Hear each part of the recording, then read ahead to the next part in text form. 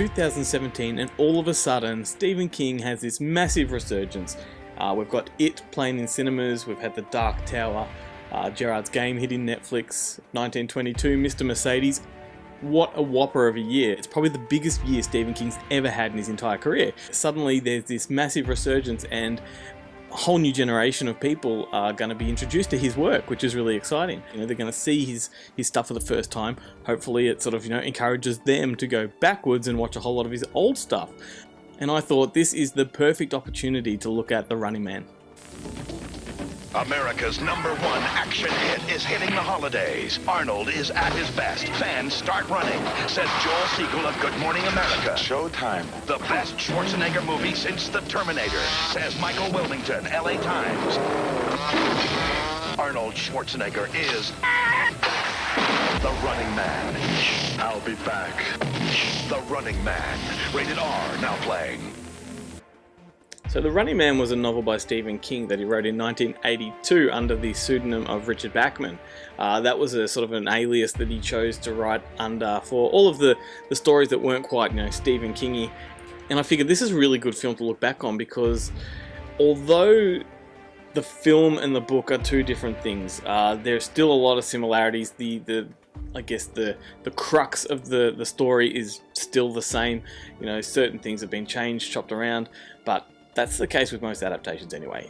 What I find interesting about the Running Man movie is that it opens up in 2017, which is right now, just after the global economy collapsed and corporations have taken over and the world is sort of descending into this dystopian kind of society, which is very eerily reminiscent of what people are predicting will happen now, in the Trump era.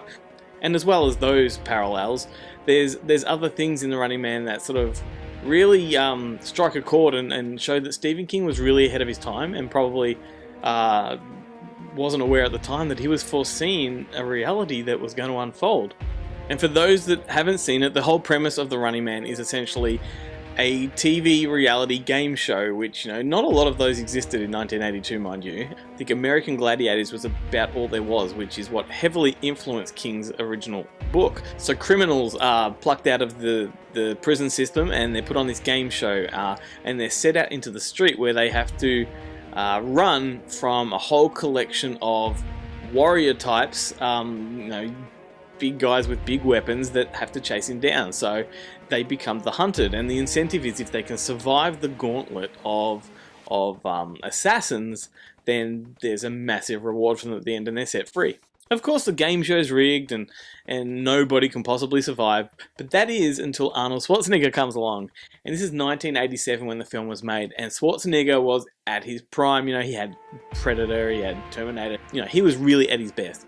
And The Running Man at the time, as a kid, it was a big movie to me. It was exciting, but I think there was a whole lot of elation about, watching an R-rated film as a little kid, and I probably have a romantic sort of, nostalgia for it. I think at the time, though, it was relatively panned by most critics.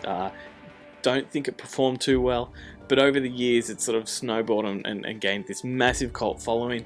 And the most striking thing about the film, even as a kid, I recognised how vibrant it was. The colours just popped off the screen, they exploded.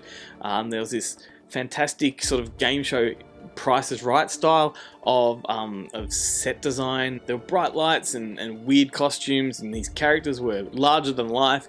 And the film was always in game mode. It kept going back and forth between the gameplay itself and then the audience and the host with his microphone interacting with the viewers. The viewers could actually bet on the tournament, and it was just this massive prediction of what society might become, and for the most part it's scarily real.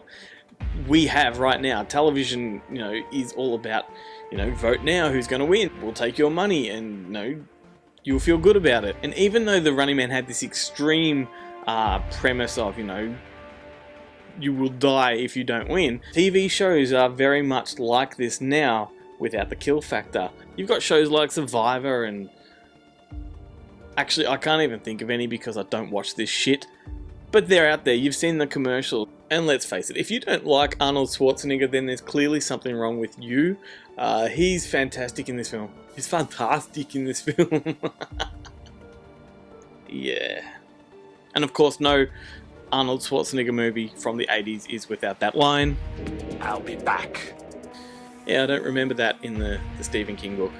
So anyway, The Running Man, there's a shitload of liberties taken, creative licensing galore. It is a pale reflection of the book, but the heart of the book is there. I'm not one to compare books to film. I don't think that's a relevant thing to do. You know, they are two completely different art forms. One inspires the other. But when it comes to The Running Man, it's a really awesome, kick-ass 80s sci-fi action film that probably doesn't get the credit it deserves. It has its cult following, but you know, that's about it. You can say the name to people and they'll know what you're talking about, but they don't talk about the film in the same regard that they would talk about Predator or Terminator. So go and watch The Running Man. I mean, it's really relevant right now. It starts in 2017. We are in 2017. This is the year of Stephen King. Fuck it. Running Man for the win. In the year 2017, an innocent man accused of a crime has a choice: hard time or prime time. Sensational. Perfect contestant. I want him. He must pay or play the running man. On your mark. I'll be back. Go! The highest rated TV show in history.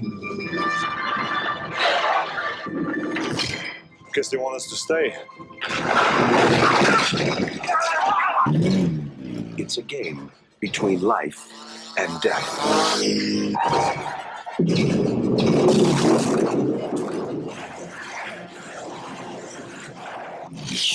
Give you a lift.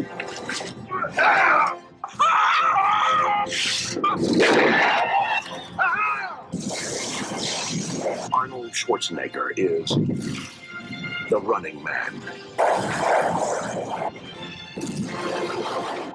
He's playing for a prize. The prize is his life. How about the light?